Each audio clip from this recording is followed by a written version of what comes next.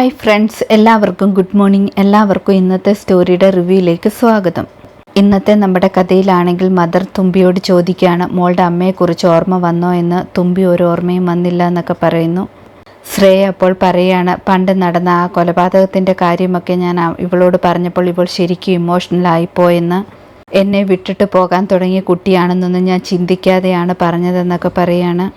തുമ്പി അപ്പോൾ പറയാണ്, ചേച്ചി പറഞ്ഞത് കേട്ടിട്ട് ഞാൻ ഇമോഷണൽ ആയതല്ല. ചേച്ചി പറഞ്ഞ കാര്യമൊക്കെ ഞാൻ ഇന്ന് സ്വപ്നം കാണാറുണ്ടായിരുന്നു, ഇന്നുകൂടെ കണ്ടാണെന്ന് പറഞ്ഞിട്ട് മദറിനെ കെട്ടിപ്പിടിച്ച് കരയാണ്. ശ്രേയ ചോദിക്കുകയാണ്, ഈ ചേച്ചിയെ സ്വപ്നത്തിൽ കാണാറുണ്ടായിരുന്നോ എന്ന്. തുമ്പി അപ്പോൾ പറയണം, ആ കൊലപാതകം മാത്രമാണ് കണ്ടതെന്ന്. മദർ അപ്പോൾ പറയണം, ആ കുഞ്ഞു മനസ്സിലാണെങ്കിൽ ആ കൊലപാതകം ശരിക്കും തളർത്തി കളഞ്ഞു കാണും, അതുകൊണ്ടാണ് ആ മനസ്സിൽ ഇപ്പോഴും അത് കിടക്കുന്നതെന്നൊക്കെ. ഇവർ സംസാരിച്ചുകൊണ്ടിരിക്കുന്ന സമയത്താണെങ്കിൽ ആൻമേരിയുടെ കൂടെ ആൾക്കാരും വരികയാണ് ഡോക്യുമെൻ്റ് ചെയ്യാൻ വേണ്ടി. ശ്രേയ ആണെങ്കിൽ ആ പ്രോഗ്രാമിന് സമ്മതിക്കുന്നില്ല, ഇത് ഞങ്ങളുടെ സ്വകാര്യമായ കാര്യമാണെന്നൊക്കെ പറയുന്നുണ്ട്. ആൻമേരി എപ്പോൾ പറയുന്നുണ്ട്, ഞാൻ ചാനലിൽ പറഞ്ഞിട്ട് വന്നതാണ്, എൻ്റെ ജോലി പോലും പോകാൻ സാധ്യതയുണ്ടെന്നൊക്കെ പറയുന്നു. മദർ ആണെങ്കിൽ ആൻമേരി പറയുന്നത് കേട്ടിട്ട് പറയാണ്, എങ്കിൽ പിന്നെ ആ ഡോക്യുമെൻറ്റ്സ് കൊടുക്കുക, എന്തായാലും ഈ ലോകം അറിയേണ്ട മാളുവാണ് അനിയത്തിയെന്ന്, അതുകൊണ്ട് കുഴപ്പമില്ല എന്നൊക്കെ പറയാണ്. അപ്പോൾ പറയാണ്, എങ്കിൽ കുറച്ച് കാര്യങ്ങൾ മാത്രമേ എടുക്കാവെന്നൊക്കെ. തുമ്പിക്കാണെങ്കിൽ പക്ഷേ അത് ഉൾക്കൊള്ളാൻ പറ്റുന്നില്ല. തുമ്പി മനസ്സിൽ വിചാരിക്കുകയാണ്, ഈ കാര്യങ്ങളൊക്കെ അച്ഛനും അമ്മയും അറിഞ്ഞാൽ സഹിക്കാൻ പറ്റത്തില്ല, അതുമാത്രമല്ല ജാക്സണും കൂട്ടരും ആണെങ്കിലും ഇതറിയുമല്ലോ എന്നൊക്കെ ചിന്തിക്കുന്നു.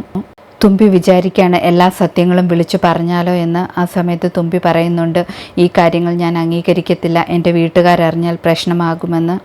ശ്രേയ അപ്പോൾ പറയാണ്, അവൾ പറഞ്ഞതിലും കാര്യമുണ്ട്, അവളെ വളർത്തിയ അച്ഛൻ ഇതൊക്കെ കണ്ടാൽ ഒട്ടും സഹിക്കാൻ പറ്റത്തില്ല, അതുകൊണ്ട് ഈ പരിപാടി വേണ്ട എന്ന് പറയുന്നു.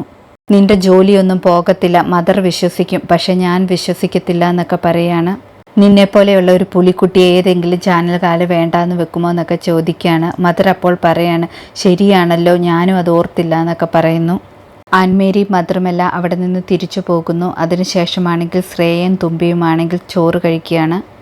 ശ്രേയ ആണെങ്കിൽ പണ്ട് കുഞ്ഞുബാവയ്ക്ക് വാരിക്കൊടുത്തതുപോലെ തുമ്പിക്കും വാരിക്കൊടുക്കുകയാണ്. തുമ്പിയും ശ്രേയയുമാണെങ്കിൽ ശ്രേയയുടെ വീട്ടിലേക്ക് ചെല്ലുന്നു. ശ്രേയയുടെ വീട്ടിൽ ചെല്ലുമ്പോഴാണെങ്കിൽ ശ്രേയയുടെ അമ്മയുടെയും കുഞ്ഞുബാവയുടെയും വല്യേച്ചിയുടെയും കൂടെയുള്ള ഫോട്ടോ കാണുകയാണ് തുമ്പി ആ ഫോട്ടോ കണ്ടിട്ട് വിചാരിക്കുകയാണ്, ഈ അമ്മയല്ലേ ഞാൻ സ്വപ്നത്തിൽ കണ്ടത്, എൻ്റെ അമ്മയാണ് കൊല്ലപ്പെടുന്ന പോലെ ഞാൻ കണ്ടത്, പക്ഷേ ഈ അമ്മയായിരുന്നു ഞാൻ സ്വപ്നത്തിൽ കണ്ടതെന്നൊക്കെ വിചാരിക്കുന്നു. ശ്രേയ അപ്പോൾ പറയാണ്, ഇവിടെ വന്ന് നിൽക്കുമ്പോൾ എൻ്റെ അമ്മ എപ്പോഴും എൻ്റെ കൂടെ ഉള്ളതുപോലെയാണ് തോന്നുന്നത്, എല്ലാ കാര്യങ്ങളും ഞാൻ അമ്മയോട് പറയാറുണ്ട്, എല്ലാത്തിനും അമ്മ എനിക്കൊരു സൊല്യൂഷനും തരാറുണ്ടെന്നൊക്കെ പറയുന്നു. ശ്രേയ അവിടെ നിന്ന് പോയി കഴിഞ്ഞിട്ട് തുമ്പി അമ്മയോട് ചോദിക്കുകയാണ്, ശരിക്കും ഞാൻ ഇത്രയും വർഷമായിട്ട് ആ സ്വപ്നം കണ്ടത് എന്തുകൊണ്ടാണ്? ഞാൻ ശരിക്കും മാളുവാണോ, അതോ നേരത്തെ നടക്കാൻ പോകുന്ന കാര്യം മുൻകൂട്ടി കാണിച്ചതാണോ? സത്യം എന്താണെന്ന് എനിക്കൊന്ന് മനസ്സിലാക്കി തരണമെന്നൊക്കെ പറയുകയാണ്. തുമ്പിയാണെങ്കിൽ കണ്ണടച്ച് നിൽക്കുമ്പോൾ അമ്മ മരിച്ചു കിടക്കുന്നത് വീണ്ടും കാണുകയാണ്. അമ്മയുടെ അടുത്തേക്കാണെങ്കിൽ മാളുവും ശ്രേയയും ചെന്ന് കരയുന്നതൊക്കെ ഓർമ്മ വരുന്നു. അതേസമയം ശ്രേയ ആണെങ്കിൽ മുത്തശ്ശനോടും മുത്തശ്ശിയോടും പറയുകയാണ്, മാളുവിനാണെങ്കിൽ ഇപ്പോഴും ശരിക്കും ഓർമ്മയൊന്നും തിരിച്ചു കിട്ടിയില്ല, അതുകൊണ്ട് അമ്മയുടെ ഫോട്ടോ കാണുന്നിടത്ത് എപ്പോഴും അവളുടെ മുന്നിൽ തന്നെ വേണമെന്ന്. അങ്ങനെയാണെങ്കിൽ അവൾക്ക് പഴയ കാര്യങ്ങളൊക്കെ ഓർമ്മയുണ്ടാകുമെന്ന് പറയുന്നു. ശ്രേയയുടെ അച്ഛനാണെങ്കിലും ശ്രേയ പറയുന്നത് മറിഞ്ഞു നിന്ന് കേൾക്കുന്നുണ്ട്. ശ്രേയയുടെ അച്ഛനും വിചാരിക്കുകയാണ്, അത് നല്ല കാര്യമാണ്, അങ്ങനെയെങ്കിൽ അവൾ തനിയെ മാളുവായിട്ട് മാറിക്കോളുമെന്ന്. ശ്രേയയുടെ മുത്തശ്ശനും മുത്തശ്ശിയുമാണെങ്കിൽ കമ്മീഷണർ സാർ വന്ന കാര്യമൊക്കെ പറയാണ്, കല്യാണാലോചനയുടെ കാര്യവുമൊക്കെ. സഹദേവൻ അപ്പോൾ വിചാരിക്കുന്നുണ്ട്, കമ്മീഷണർ സാർ എന്തിനാണ് വന്നത് ഇവിടെ, തുമ്പിയെ തിരക്കി വന്നതായിരിക്കുമോ? അങ്ങനെയാണെങ്കിൽ തുമ്പിയെക്കുറിച്ച് അയാൾക്ക് ശ്രേയയോട് ഡയറക്റ്റ് ചോദിച്ചാൽ പോരെ എന്നൊക്കെ വിചാരിക്കുന്നു.